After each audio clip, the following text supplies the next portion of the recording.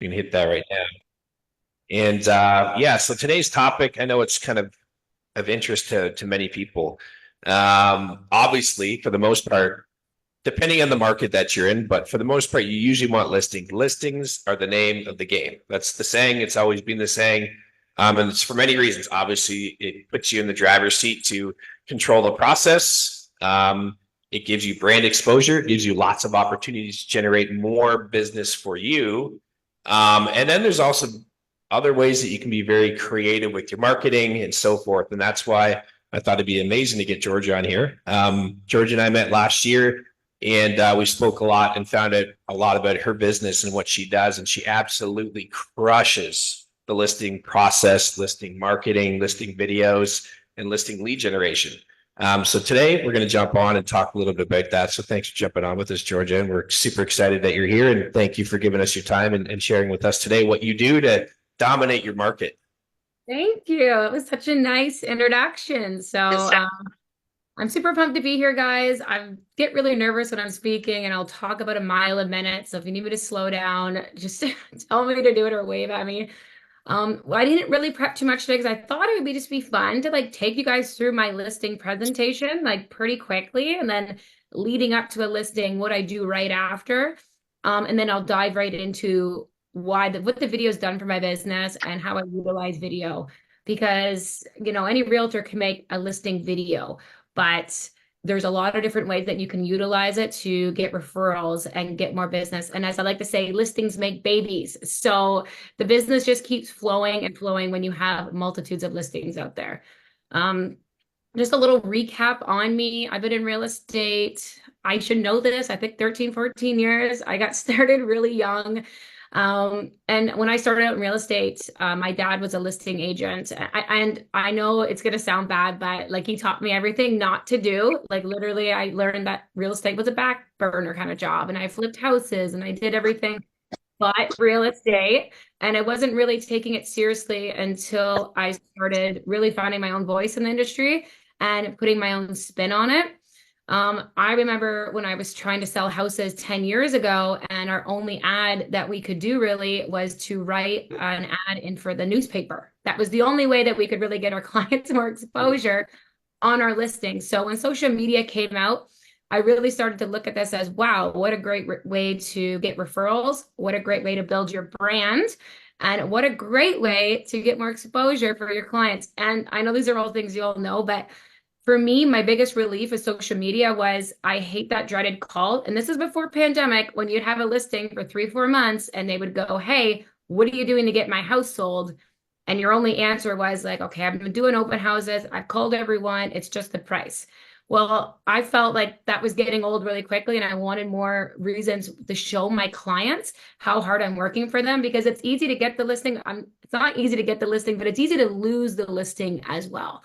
So you want to retain them as much as you can. So that's where I really started doubling down on how many views, what can I do to show them that they have got this much exposure and it's not the marketing, it's not me, maybe it is the price. And it's an easy way for us to get those conversations going because I remember the worst conversation I would have in real estate was calling going for a price reduction. I don't know if anyone's ever, when you first start out in real estate, like get all sweaty and have to make that call and or go face to face with them. And so to ease that pain, to get more information to your clients is like the easiest way to get over those hurdles. So when I started, so let's fast forward a little bit more present now. I have a team.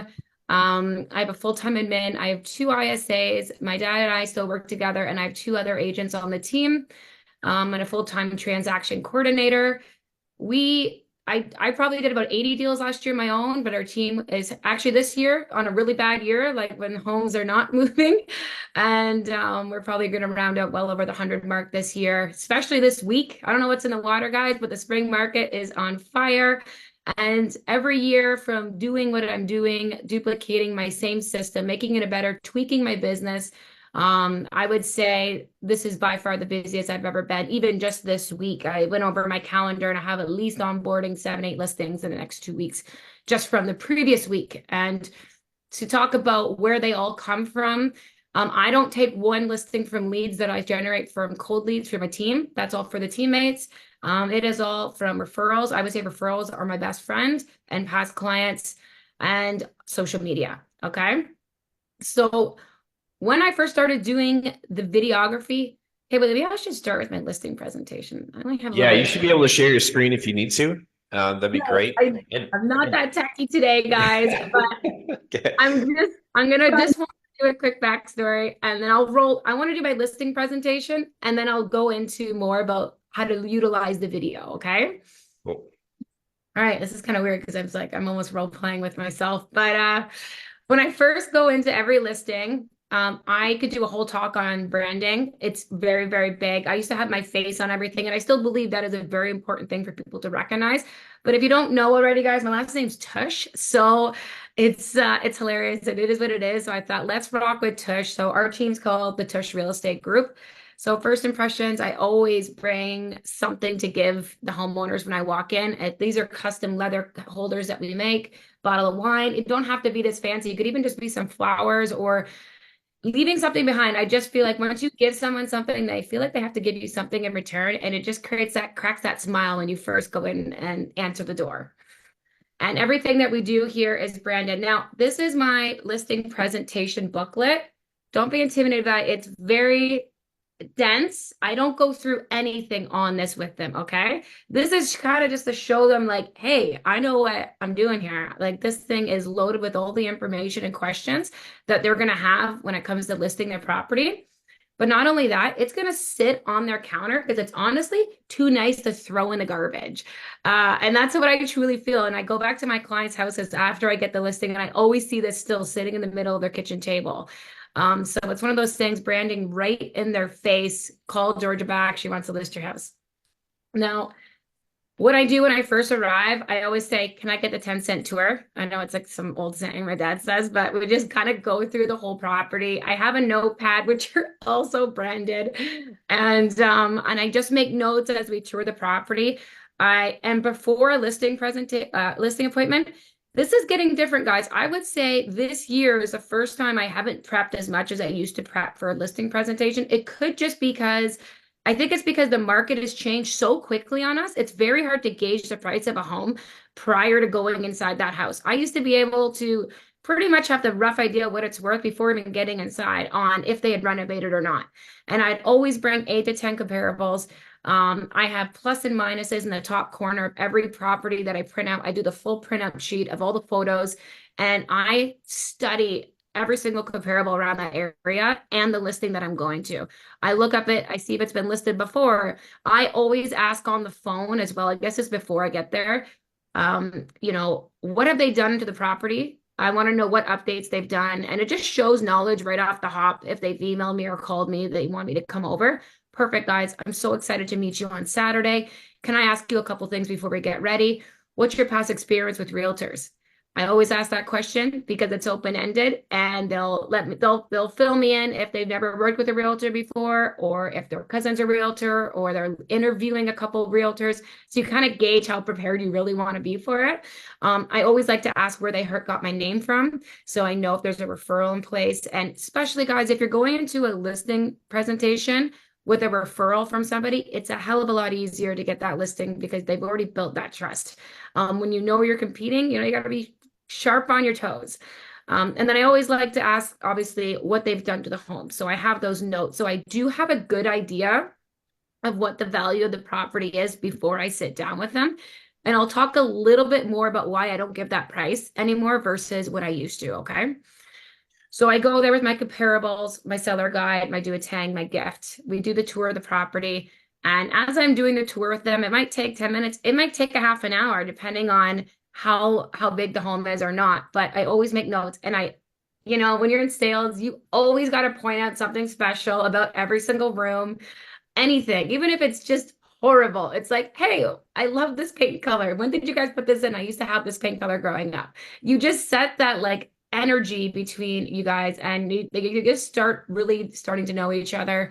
And you're gaining so much more knowledge about your homeowners. If they're analytical, if they're creative, like how to control your listing presentation really based off the first impression you get with them.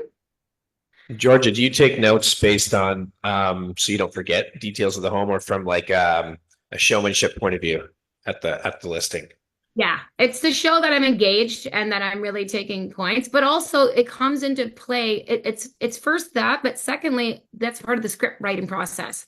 So I have a weird gift now that I can memorize like a map of a house from going through it for like 2 seconds. I know the paint color, like the trim work, but if you don't, when you're writing your scripts for your listing videos the way I do it, you want to make sure you have those notes in place because if you're on camera talking about the rooms, you want to make it quick and easy for your cameraman, but you also don't want to miss anything. And I always circle when a homeowner goes, you know what, like me and my son built this thing. I don't know if I should change it. I really love it. I think next homeowners will love it. When you tie in those special things they said to you on your first appointment into the listing video, honestly, like they already put you at a pedestal that they didn't even realize you were at, okay? So that's a great point there. So once you eventually get down and you sit down and now you gotta talk the talk. I don't like going through a presentation booklet. I mean, that's just my way of doing it. I always found that maybe we lost that connection, and I really want to just show the value about my team and what we offer off the hop without really trying to sell it, if you know what I mean. Back in the day, I have failed so many listing appointment guys. Like I used to walk out of there like there's no way they're calling me back. Like I was the worst of the worst. And it took me so long to get to the point that I'm at now that confidence is always going to be the number one thing that you need.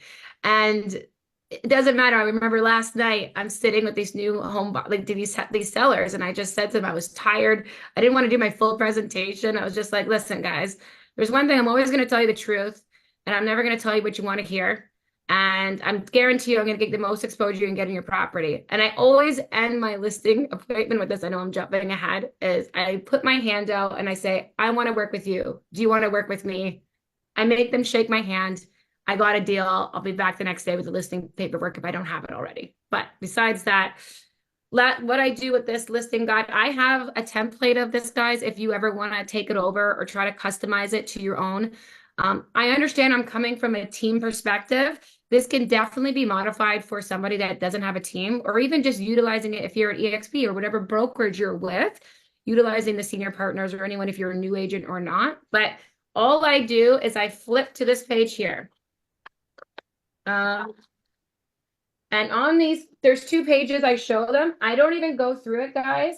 But for me, the reason that I built the team, and this is why I say this, I say, this is what I wanted to tell you guys today too, is like in your mind, if you want to be a really successful listing agent, you have to gear your business towards that, right? I find that when you're working with buyers and sellers and you're trying to be the biggest listing agent in your city, if you don't understand that that's got to be your number one thing, like even in my listing videos, I go, hi guys, it's Georgia Tusch, your favorite local listing agent. I am a listing agent. So I marked myself as that. I don't work with buyers, barely, only buyers that I work with, my friends and family. And it took me a long time to get there, but it's a really good mentality to start telling yourself, if that's your goal, to be just a listing agent, because your whole presentation, everything's going to circle around that. Okay. So what I tell my clients is, hey, and I tell the story actually when I started in real estate, when it was really hard to, get your property more exposure. And this is why I started with social media and how I built it out, because I would say probably half my social media is other realtors. And I know probably a lot of your social media as well as a lot of other realtors. That is really important to bring up in a listing presentation, guys, because it shows them that you have other agents in other markets that can bring buyers in. But I know I'm going all over the place, but that's another tip I bring in. But I show them this page because on this page, I can go through all the different characters that make my team. So I always talk about myself and my father and my other teammates. And I said the reason I started a team was because I can't wear every hat in this business. And I wanted to explain to my sellers that if you do work with a buying an agent that's fully buying and selling and doing the production that our team is doing, things will fall through the cracks, no matter what. And I want to always be present for you when the phone rings about your property. And this is why I'm able to sit here with you guys until our conversation's done. We could be here for 3 hours because I've structured my team in a way that I'm able to spend this time with you and only with the listings, and making sure every time anyone calls, I pick up the phone. So I understand for some people that might not have the team, but that's kind of how I've structured it now. And they really love that your time is not stretched too thin. And then the other agents on the team, I talk about the value of having them, and they're able to bring their network to our database as well. And we're able to show their listing through their network as well. And then we have a full-time admin, and then we have two ISAs, which we have a database now, which is hundreds of leads. But these are extra things we talk about. I shouldn't go too much into it, but we also have two other individuals on our team that work leads for us. And that way we're able to pull that database first for our clients. But if you don't have a team, this is the one thing I want you to take away from, is see these individuals in my book. These are all people that technically are not on my team. They are one guy's my graphic designer. I send work to, every couple months. One guy's my lead generation guy. He's Eric Preston. He's really great. If you want to run online leads, this is someone that you can, I'm sure Brendan actually uses him too. My coach is in there. My videographer's in there, my photographer's in there. Think about all the people that you work with day to day that are actually part of your team. But showing your clients their faces is really, really important, because it shows how well managed you have this side of their business. So it is just not you listing their property. It's a whole team of professionals doing it. Powerful. Yeah. And then you can really tie into how those people impact your listing process. So I'll just give a quick example of that would be my lead manager, right? So this is what I always say to them. I say, listen, I don't know how to run ads. I don't know how to do targeted ads, but that's why we have this person on our team, because they're a guru of it. And it's really, really important if you make the best video in the world, like I could go in there and anybody could on your property. It depends on who sees it. I know how many views I get on realtor.ca. That's their MLS. And I know I crush those numbers in a matter of minutes on my social media with just a reel about your property. But you know where the numbers really matter? Because we all know Facebook and social media, sometimes like that, they're not buyers that are valid, and they're not searching for a home, or people just creeping on social media and things like that. A lot of sellers recognize that. And I say, this is where targeted marketing comes into play. I don't pretend to know how to do it, but we hire somebody that knows exactly what they're doing. And I always use this example, and it's really lame and I need to fix it. But we all know our phones listen to us. And if we repeat the same words over and over again, we're going to get ads. And everyone can always relate to that. And I always say to my sellers, I say, listen, I'm going to say barbecue 5 times. You want to do barbecue? There's a barbecue out back. We need a barbecue. I can guarantee you later on today, we're going to see ads on your Facebook and on your Instagram looking for a barbecue. And that's what I do with your listing. But that's also what I do with your listing video. I make sure that so say the property is a bungalow on a half-acre lot in the country, I will say the keywords for your property right now, because it only has 2 bedrooms, first-time home buyers, downsizing, country, bungalow. I want to make sure those keywords are targeted on any ads that I run for your video. So we make sure we get qualified people that are looking on Google to call us and be the first ones to see your property. But not only that, we want to make sure that this video that we're going to make, the ads we're running, are repeatedly going on their social media. It's hitting them in the face everywhere they look. And they eat it up, guys. They love it, but it's the truth. I mean, it's another step in my listing process that gets us incredible views. And I'm going to share my screen for 2 seconds on this, on just another way that we can share that with them. Am I all over the place? Is this making sense? Where I'm going? 100%. Okay. We appreciate you. Oh, good. Thanks, guys. All right. So here is, I don't ever look at these numbers. This is my back end, but see, let's just click on a listing here. We got 30,000 impressions, 21 reach, 389 engagement, 17,000 people watch for 3 seconds. This is not on my organic social media, guys. This is what's important, because you can duplicate these results.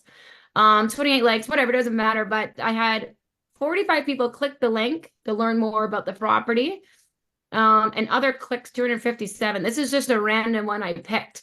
Now, this is where having a really good person that can run your targeted ads in the back end for your videos come into play, because fast forward 2 weeks, your listing's not selling. the price is a little bit high, say it's a month from now, I get my social media coordinator, actually, no, I get my transaction specialist to take all this data. So we'll go and I'll take all the data from my Instagram and from our team's page everywhere. And we'll go, okay, your property's had over 75,000 views, this many impressions, this many links, this many phone calls, this many showings, inquiries. And that's your market report for your client's listing every 2 weeks. That is powerful stuff because we all know we have struggled trying to get our clients where they need to be on pricing. That is way more powerful going, hey, we haven't had anyone that, we haven't had any showings in 2 weeks. I know we priced at this point. It's like, hey, it's not this. The data is showing we need a price reduction. And 99% of the time, if it's not selling because of marketing, it's going to be selling because of price. So that's another reason why spending that extra money on those back-end targeted ads makes a big difference because our videos are already expensive enough to make. Why not put that little icing on the cake to utilize that, to get that data? Plus, in the future, you have this for future listing presentations going, hey guys, on average, I get 40, 50,000 views per listing, right? And they're going to go, and they're just going to go, that's incredible. And then it might not be on your Instagram that's showing that, but that's where you explain the targeted marketing. And that's the keywords and why people are Googling it. And I think that's super important. A lot of people will go into any one of these presentations and they'll say things. But what I like to do is I like to show the seller or the buyer specifically what I'm doing. And so if you can pull up these analytics on your listings and actually show them, do you think it's going to be more powerful them seeing it or hearing it from another agent, right? You're going to stand out. You're going to differentiate yourself from all the other agents out there. So this is good stuff. Yeah. And you're showing a very strong process, right? Like this is, and I usually do it more step to step, not step. I don't know. I usually just like this, guys, to be honest. I'm like, boom, boom, boom. But it's just a well-oiled machine. Now, I like what you said there too. It's very difficult to boost yourself. Okay. And one thing my dad and I have done and other teammates in the past is I bring a partner with us to listing presentations. If you don't have someone, that's okay. But if you do, my dad just did this by habit. Like this is just what he would do. He'd go, and I would show up or he would be there before me at a listing presentation or I'd just be sitting right there and he'd be like, oh my God, have you not seen Georgia's work? Like if they hadn't heard of us before, because believe it or not, we get so many listing appointments without them even knowing about our social media. So when they hear about it, my dad just goes over the top because it's really easy for him to boost me and talk about how great I am and how good of a job I'm going to do versus me saying that. Right. So having that second party validation is really incredible, even if it's someone that is showing up to the listing presentation before you or staying after. It really gives you that star shine and they feel so lucky to actually have you list their home. It's another whole thing to work on, but it's a really great tool if you have a team or just a really good partner. The last thing I show in my listing, I know I said I only show this page, guys, but depending on the listing, if it needs a lot of work, we all know those listings that need a good clean or that need fresh paint or they need a concrete driveway, whatever it is, a plumber. You have all your people that you utilize, your preferred partners in the back. I take a big pen. I circle the ones for them to call. They always call it. So not only are you leaving them with value and a phone number, the person they're going to call that maybe they haven't listed with you yet is going to shine your graces, guys. So it's so great to have these preferred partners in the back of your book. I do recommend ordering books in small doses because you're always adding and changing these. People get overwhelmed. Maybe you get a bad review or maybe they're so busy they're not picking up your clients' calls or you're building more relationships. But gold to have preferred partners in the back of your books that you leave. All right. Now, the one thing I missed going through the process of the listing, what I do talk about while I'm talking about all these things about my team, is I tell them, I say, okay, so what I pretty much do is I run down what their listing video is going to look like. And I like to start with the process, okay? Because everyone always asks like, okay, if we were to start with you, Georgia, what's the next move? So I like to already start that conversation trailing off kind of some of the value that we add. And I always say, guys, there's so much in here more that we do, but I just want to touch on that. I don't want to overwhelm you today. It's just like opening a door for like more that you can get from us. But then I go, okay, so say you guys called me tomorrow and you want to list your house with me. And because we're going to probably go into pricing right now, and that's where that conversation is going to leave. I'm either going to know when I'm at that listing appointment pretty much what I'm ready to list that property for, or I list a lot of unique properties. I'm going to touch on some recent comparables that have happened, but I always tell them this. I say, we're not going to set a price today. We're going to set a range. And even if I feel comfortable not to do that, I won't even do that, just because we always have walked into those houses that they blow you apart. Like they're like, whoa, this is way nicer than I thought, or it's way worse than you thought. So you really don't want to put your foot in your mouth. But typically we kind of know already going in there. So when I know a range, I will definitely go through the comps with them.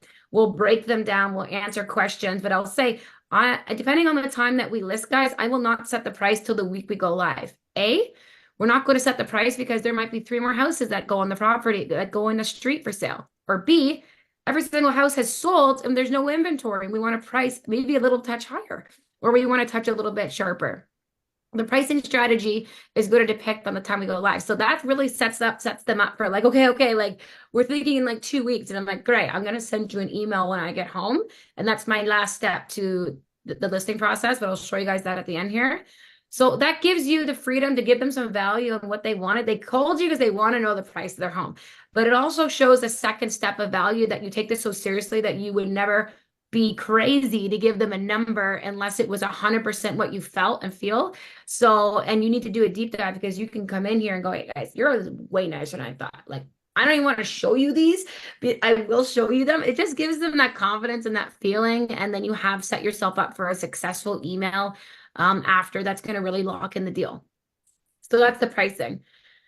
The next step I do is, okay, I want to walk through the process of listing. So, okay, so once you guys decide that you want to list with me, I'm going to come back with the paperwork and we're going to go through every single detail on your home.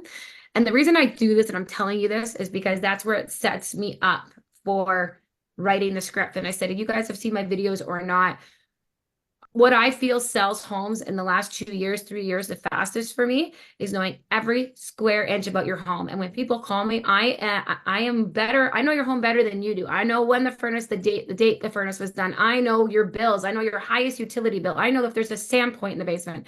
And like that really sells them on you being that knowledgeable on their property. But I'm like, but second is when I do your listing video, guys, I need to know absolutely everything that you love and hate about this property. I need to know why you bought this property 20 years ago. I need to know why you're selling the property. I need to know why you love the property in the spring, fall, winter. And I need to know what you're going to miss most and what you're not going to miss most, because there could be something that I say in this video that somebody will drive 2 hours to come see this property. And not only that, I need to sell them on the area. Why did you buy in this town? What's your favorite store? What's your favorite restaurant? What do you guys like to do on Friday night here? Because we all have those properties that they might be a lunch break letdown in the inside, but on the exterior, they're phenomenal. So you want to start your video as long as you can on the exterior before you get inside, because you know you're going to lose them. When they see the pink walls, when they see the wet basement, when they see everything that you don't want them to see. So how you structure out those videos is very important, which I'm going to move into next. So the reason I do that, and I say that to you guys, is because the reaction I get from sellers is you care so much off the hop in their first half an hour of meeting them. Nobody else is writing this down, taking these notes, asking them about what happened in this house and how you did the gardens, what kind of trees planted out back, what's your favorite tree on the property? Is that a magnolia? Like, they go nuts. And you know what the pinpoint on your sellers by the time you've had this conversation by walking through the home with them. If you know the shop and the garage is the guys like love, you're going to ask him, okay, what kind of heater do you have in there? Like, is that like, I was like, what do you love about this shop? Like, they're going to go nuts. Like, you as an agent are even going to talk about the shop and the depth that you're going to do it. Okay. It's just no, from my experience, it goes so far. And I think one thing Ed Milet always says too, he says, what, don't be interesting, be interested. So really, be curious on their home and what they obviously really appreciate about property. It goes a long way. Oh, it makes the biggest difference. And that it starts right when you start that tour, right when you get in that front door, and they just love you for asking the right questions. But okay, where am I at now? So I got them on the story of the property and la-di-da-di-da. Guys, I've lost my train of thought here. Have I got them to sign yet? Probably not. Okay, then I walk them through the process. Okay, so when I come back to list out the property, I want to know absolutely every single detail about the property.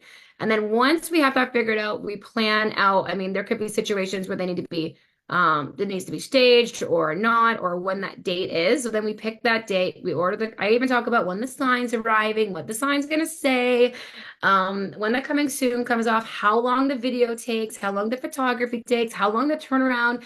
And they just love it. It just, if you gotta do that. It's like a part of the job that gets them to that finish line, and in their head, they're like, okay, if I call you on Wednesday, we can have it up by the next Thursday. It's like, absolutely. And I usually get that text that night because I painted that timeline with them. And also putting a little bit of urgency on it because how busy the market is right now, and have to fit those guys in. And you need to know that you are in demand, and you want to make sure that you kind of leave that impression too. I could do a whole series on literally with I just did it with my team the other day of like real time. Every single day I get a call from somebody going, hey, I want to wait till the spring to sell my house. Oh, I want to wait till and what I've been telling clients right now to get them to move up to list with me in a matter of a week or two. It's not because I need them to list in a week or two. It's because it's in their best. They have to list in a week or two. They could miss the spring market. And maybe we have a little bit of time at the end there, if you guys want to talk about that. I have like 6 great things that you can tell sellers to get them off the fence to list with you right away. Literally just been trial and error this week of like what comes out of my mouth and what's been working, but what's also the truth. So that's where we talk about timeline again on that process as well, like the urgency to get it up right now. We're experiencing a very high flux, like in my area right now of sales. There's no guarantee this spring is going to be better than last spring, because last spring's not better than this spring. And it's a gamble to not have your listing up during the whole spring versus the tail end. And I could go on and on about that, but that's really important, is to establish that timeline. What is the best time for them to list their home? Because I find a lot of realtors drop the ball on that conversation because they are not as aggressive as I am, or maybe as factual to the point of why this is the best move for you versus waiting, and letting them know that that's your professional. Like, sorry, I'm just thinking of a situation the other night, and this very educated guy, like he was just drilling me on to the point where it needed to be at the end of the spring. And I had to look at him in the face and say, there's a reason I'm sitting here today. It's because you called me. And the reason you called me is because I'm a professional, and this is where I know what's best. Do you think I would sit here and go towards what you think's best or what I think's best? Because my job is to get you the most money in your pocket. So do you want me to do my job, or do you want me to go with what you want to do here? And he just done. But sometimes you need to be that aggressive, because if they don't list with the timeline that you're suggesting, you're going to be stuck with that listing all summer long, and you're going to be getting the calls and everything like that that's going, why isn't it sold, why didn't it move, da, da, da, da, when you know that they're in the right position to get it up when they need to get it up. So I'm a little bit aggressive that way, but it comes up in a sweet, nice way that they actually respect you a lot at the end of that conversation. So really being confident and gearing them to where you think the best fit for them is, because it might not be that they need to list in the next 2 weeks. They might need to clear out the whole house. They might need to paint the whole house. They might need to get mulch in the gardens and do all these things, because you don't want to list it and do your whole video and photography while it's looking the way it's going to look. It's going to get better results if they do wait a month and get all these projects done. So having those deep, honest conversations with your sellers right on that first impression gets them geared up for what they're ready for, which is an agent that knows what they're talking about. Okay. Then after that, I guess I've talked about the process. Now, what I like to do, this is another step, guys. This might be one that most agents don't want to do, because it does take a couple hours. It might take a half an hour depending on the property, but I do list a lot of unique homes. And and it's not even when it's a unique home, it's when you're noticing there's a price gap.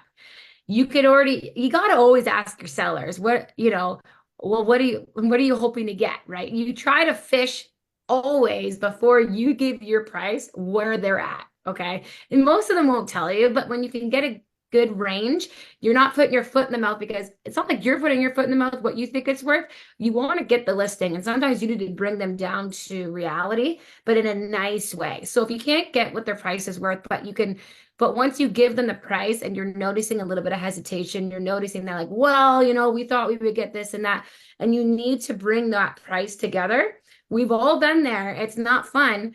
And you don't have what's in front of you right now to probably put that projection that you need to. So what's best in that scenario is to go home and say, hey, you know what? I've just gotten to your property. I haven't absorbed all its best features because there's so many great things going on. And to be honest, I need to go home and reevaluate exactly what my appraisal number will be. Let me get back to you in the morning. I'm going to send you an email and let's see if our numbers can align. And that's where I go home. And that's where I definitely close, I would say 100% of the deals that I do with this process. So I'm going to give you guys an example of this. And this is one I did this morning, actually.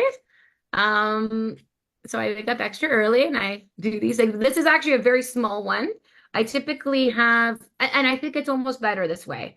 So this lady thinks her property was worth around 900, but I'm not going to go into it. But what I'm able to do is break down 4 or 5 really good comparables, when they were listed, when they sold, how long they took to sell. And I always add in, you know, some slight comparisons to theirs. Well, this one had a this one had a much bigger lot.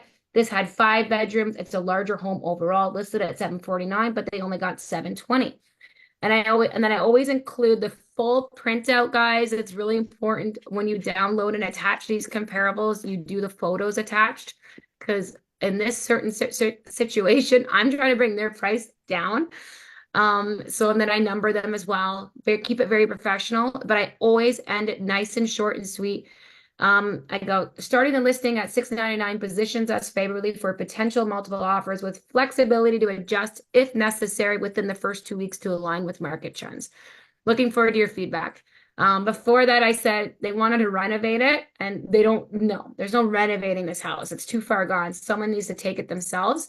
So regarding renovations, I suggest capitalizing on the current market momentum rather than undertaking major upgrades. By decluttering the space and leaving furniture in the rooms, we can expedite the listing process and leverage the current market conditions. The spring market starts to slow halfway through May. The window for listing is quite small. So it's a great way for me to break down for them to see where I'm coming from, because you might have missed a couple comparables. You might find that where are they getting their number from? And you know, it usually stems from another realtor that has set a number, or a house that's sold way out of the price market that makes sense that we're in right now, like the market we're in. Or, you know, their neighbors are saying their house is worth this much. Like, you got to get where it's coming from, but showing that extra step always slam dunks the listing for me, and just shows that last step of professionalism before I get that call going, when can we start? Okay. Okay, so that was awesome. Thank you. I took a ton of nuggets from that. There are a few things I like. Certainly, when I like to ask them what they think about price on the phone prior to going over there, and I say something like, "Mr. and Mrs. Seller, I know you're probably very educated with the market. You probably know exactly what your home is worth. Do you mind sharing what that is?" And they say it 99% of the time. And you can usually ask 2 or 3 times if they don't give it to you. If they say, you know, that's why we're hiring you, or that's why you're coming over, you can usually ask again later on and get it from them, because you really want to know where you stand. But okay, so let's take it the next step further for the sake of time. You've got the listing, you're ready to rock. You have a certain niche in where you spend a lot of time and effort into your listing videos. Something obviously like our guy Scotty Henderson does as well too. Obviously a little bit different style, but you guys absolutely crush videos. So why don't you kind of take us through what you do, how you do it, and how effective it is, beyond obviously getting analytics, but for future business as well too. Okay, so here we go. All right, I gotta sit up for this. So my listing video process, honestly, it will take, just so you guys know, you're all going to have your own different way of doing it. It just is. Every teammate that I try to teach, you're all going to have your different flair and style. And that's the beauty of it. It will never be the same as everyone, but I'll tell you the basics of what you want to make sure that you cover. Because I talk about this with my clients, and I tell my clients, okay, guys, what's the best features about your property? You got an in-ground pool. You're in a very nice neighborhood. The basement's is no good. The kitchen's no good. The bathroom's no good. But the exterior is all brick, and you got a beautiful front porch. So you know what I'm going to hit in the first 3 seconds? All those 3 best features. Because as you can see, when I showed you that ad, my watch time of the first 3 seconds was the highs. It was like 17,000 people. if I can hook them, our attention spans are like screwed. Like none of us can pay attention more than a couple minutes, especially on social media. So you want to make sure that you get the best features of that property in the first 3 seconds, and then you hook them and then you slow it down. Now, I have recently in the last couple of years, no, last year, I changed my style of having to do my videos. I used to write a script for my listings. I would have it prepped. It would be 3, 4 pages. It would mostly be voiceover, and I would do a fun intro. Maybe I'll point out something cool about the inside, and then I would do an outro, but mostly voiceover. It was easier, but was it easier? Because I would have to sit there and write this script for a couple hours, making sure I got nothing missed. It sounds good and flows good on voiceover. And I would take it another step further and have my homeowners look at it because they love being part of the process, but then they'd always edit and add things and things like that. It was hell. Versus me now, all I do is I think of a really catchy intro. That's the hardest part because you got to make sure you get a, because you got to catch them, right? Like it's clickbait. So you got to be like, have you ever wanted to live in a log home in the forest, but you never thought it was possible? Boom, check this place out. Do. And then next thing you know, like you got people hooked and they're watching it. That's the key thing, guys. Just worry about the hook. And now what I do is I go on camera and I actually tour the whole house with my cameraman. Now, that can be a lot as well. So what I've done recently, because those videos can sometimes span 10 minutes, they're amazing. My clients full on go crazy about them, and anyone that watches them, like they, as soon as someone, almost every listing appointment I get, they watch me, they pinpoint a video I've done in the last 2 years and go, I want that style, Georgia. I want it like that. Okay. Very, very important for getting new business. But now we all know that reels are so important. So now I'm cutting my walkthrough time down. So my videos are only sometimes 4 minutes, sometimes 7 minutes, depending on the property. I don't go into full detail going to every single bedroom. I walk through the main key points of the house. I do those other points on voiceover. It takes 2 seconds, but I have my video guy go through with the vertical, shooting like a minute to 2 minute of vertical footage. And then he's too busy to edit that for me. I mean, it's a lot when you're doing these type of videos and the turnover time I need for these listings, but there's so many great people on Fiverr. There's so many great things to do on CapCut, but that vertical really helps having that footage for price reductions, open houses, new listing coming soon footage, and then having your full video for YouTube. The reason why you still got to always do the horizontal video, guys, is because once it's on YouTube, it's there forever. And you could send links of those videos that you've done forever. It's a constant billboard running and running and running and running. You know, reels get lost, they're gone. Whereas these YouTube videos, that is really a big blueprint of what your company's about. Even if you don't have a big YouTube following, it will always be there. People will Google you and they can see your production on that. So I guess that's all over the map, but it's really, really important to find a cameraman that you're really connected with. And it's not that hard.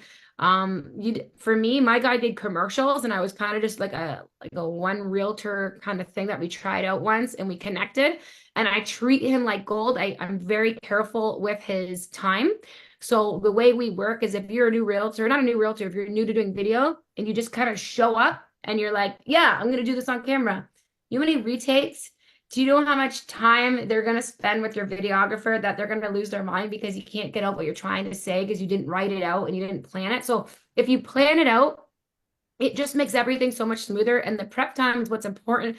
That's why I cut mine down to just doing the intro. And I always add at the end of my video a very good voiceover that goes into fine detail about the neighborhood that the property's in. So I go on HoodQ and I look up walking distance to all the main parks, all the main amenities and conveniences.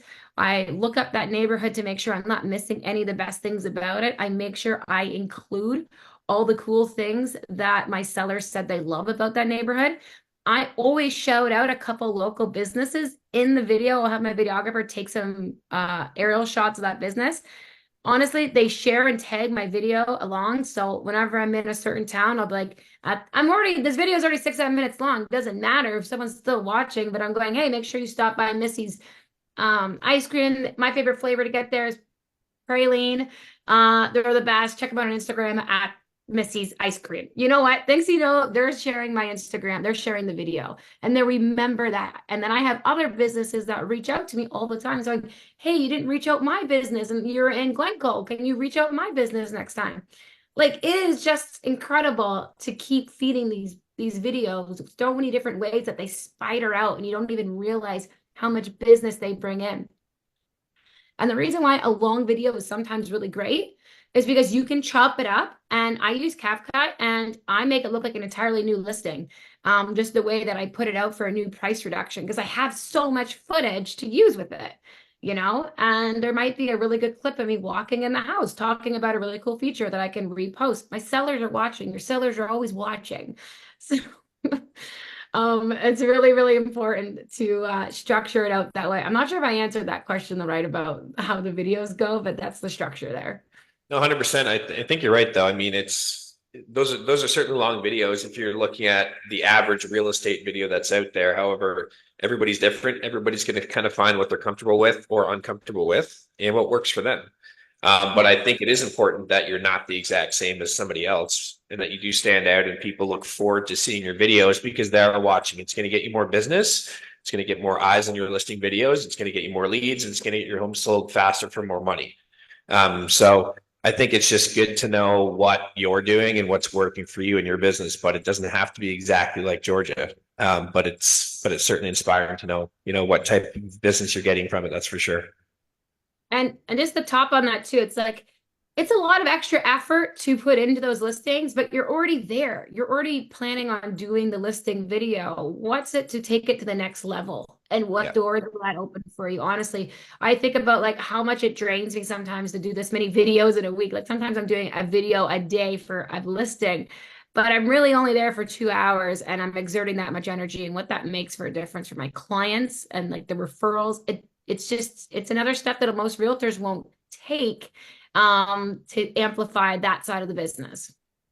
Big time, big time. So I can attest to when I was the most consistent with doing it, I had the most business coming in, but inbound business consistently all the time. So it definitely works for sure. So we can jump into some questions if you guys want to ask. We'll respect your time. We've got 6 minutes left. Obviously, lots of information, but super valuable. Anybody have any questions for Georgia? Chris, what's up? Hey, Georgia. Quick question. So you said you're basically running through the video twice in, You're doing a horizontal version for the YouTube, and then you're having him go vertical with his phone for Instagram. So you're repeating yourself twice, but just having him change his camera angle? No, I'll correct that, because it would be insanity if I was doing that. So like I've literally Googled this. I'm like, how are these agents doing vertical and horizontal? Because we all know when you take the horizontal, go to vertical, it's not your favorite look. Right.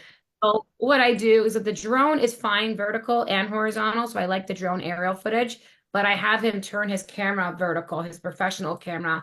And it takes him maybe 5 minutes, but I'm not actually on it. But sometimes I will open some doors or I will be on it just a little bit, but I want that professional looking real raw footage that I can utilize and send for editing, but I want it in vertical. It's just something new I've been trying, Chris, because I want so like his B-roll type stuff, the stuff that you're voicing over, that's what you're getting vertical. Yeah, there's no sound to it. It's just the B-roll, so I can dice it up the way I want to. Okay, one other quick one. So your videos seem to be, you cast a pretty wide geographic area, do you not? Like what's your drive time to some of these listings? Population that you're covering? I would say I don't go too far past an hour, depending on the listing. I refer out a lot of business, but I mean, I would say this year we're expanding even more. So yeah, I mean, I'm probably wrong on that. It's probably an hour and a half on some of them, but the really nice ones, the other ones will probably refer out because it doesn't make sense sometimes for the drive. Okay, thanks. Yeah. Nino has a question. How long are your listing presentations? You know what? Like, I guess it goes into what you know about the listing presentation before you get there. It's a referral. Someone's called me. I already know. I pretty much got the listing. It's a different listing presentation versus going in knowing you're competing. That's exciting. That's fun. I really go into more detail when I'm doing that. I mean, that's not really fair to every single one, but I'm not trying to sell myself on somebody that's new. So when it's someone that's a cold lead, I really need to make a really good impression. I could be there for an hour. I could be there for 3 hours. Honestly, it goes with the flow on the amount of questions that the sellers have. I mean, I'm talking majority of the time on this call because obviously I'm presenting, but to be honest, when I'm sitting there, I'm asking the questions. I've asked more. They're usually talking more than I am during a listing presentation. Good question. Yeah, a couple things that I like too is your assumptive handshake close. I like that a lot. What do you say again? I really like you. I want to work with you. Do you want to work with me? Do you want to work with me? Yeah, I like that you're just being as direct, and I think that's where a lot of us kind of come short, though. We don't ask for the business. So when you're confident, and so what I've found is sellers don't want to be controlled, but they want to know that you can control the process, and they want you to be confident in that. And that is showing a sense, showing confidence as well too. So I believe that they like that. Obviously, it has to be delivered the right way, but asking for the business is so crucial, especially if you're competing. You have to. Yeah. I used to not walk out of there unless I had a signed agreement. Like I didn't want to waste my time, but I'm it's never a waste of time, but Brandon's absolutely right. Try asking for the business before you leave the house. It will change the game for you. I have a question, Tish. Georgia, do you send your brochure before you by mail, or you bring your comps, your brochure, your forms like listing agreement together with you when you go to the appointment? Yeah, I always love to have the listing agreement with me. I will say that my last couple ones, they're coming in really quickly now, and to get the right paperwork these days, if I have it done, I will bring it with me, of course.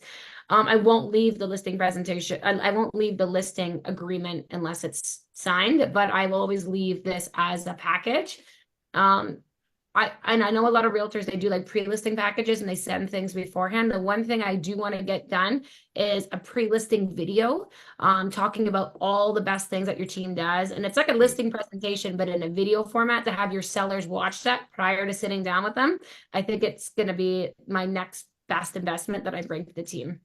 I think that would save you a lot of time at the appointment as well too. You're basically pre-selling them on you, and you're just kind of showing up and talking about the details and the next steps. That'll save you a lot of effort, energy, and hassle for sure. I love that. It's a good idea. Yeah. So the comps, you are not sending them beforehand. The comps and the price discussion is happening when you show up, right? Absolutely. Yeah. I have never sent them beforehand. In my just because I don't know if they are fully comparable. They might look like that on paper, but when you get inside the house, it could be completely different than what it looks like just from the photo up front. Yeah.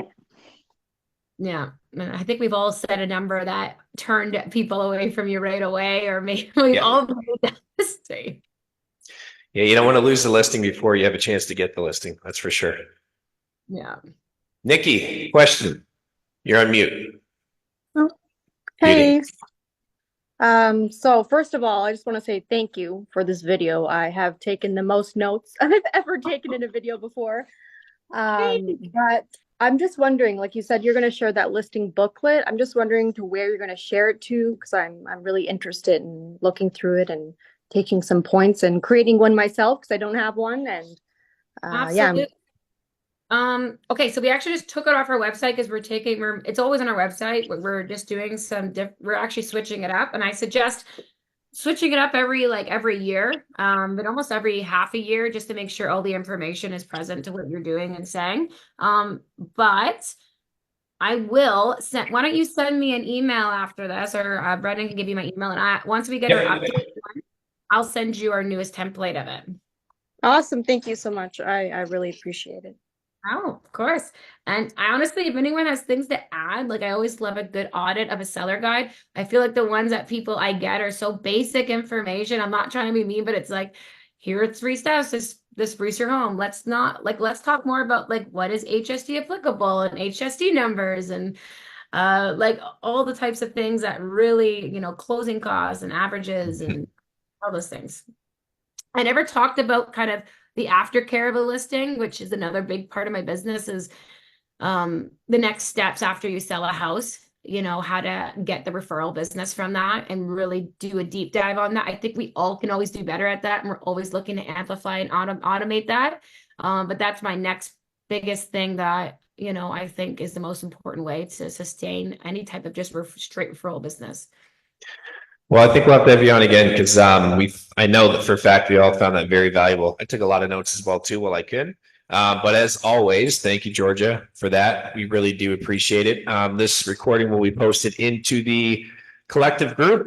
That'll be in there in a couple days. 2 weeks from today, we're going to be doing both an in-person lunch and learn with Traverse Law. It's going to be right here in my office at 573 King. Obviously, if you can't make it, we will be streaming it live, but we're going to get Thomas and the crew in here to teach us a few things. So that's it for today, everybody. Appreciate it. Thank you for your time. As always, go crush it, win the day, and let me know if you guys need anything.